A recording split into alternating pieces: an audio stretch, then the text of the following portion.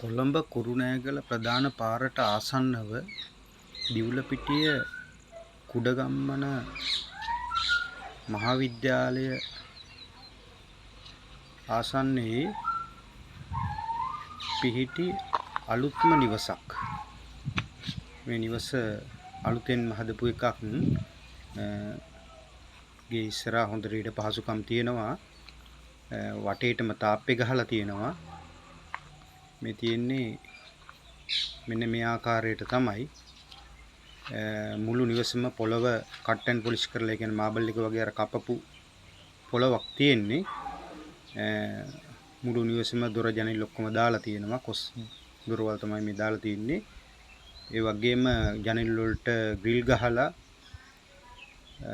ඉතාමත්ම හොඳම තත්වයෙන් තමයි මේ නිවස හදලා තියෙන්නේ.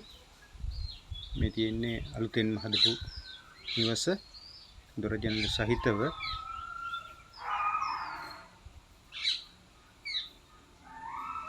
ජනෙල් වලට ග්‍රිල් ගහලා තියෙනවා.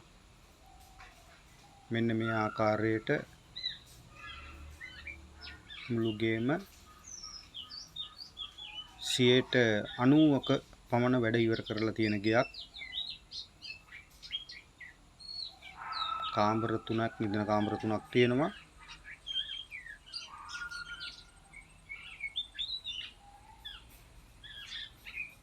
කුස්සියේ පැන්ට්‍රිය උඩ පමණක් මේ ටයිල් කරන්න තියෙනවා. ඒ ටික කරන්න තියෙනවා. එතකොට මේ තියෙන්නේ කුස්සිය. එතකොට මේ තියෙන්නේ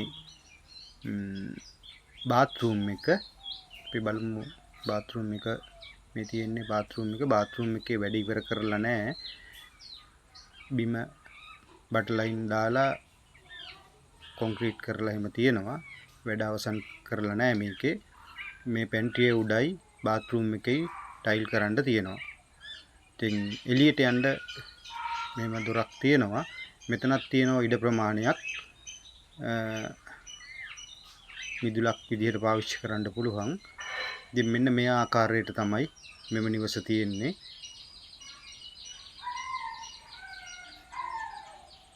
මේ තියෙන්නේ ඉඩ ප්‍රමාණයක් තියෙනවා ඉස්සරහා හොඳට.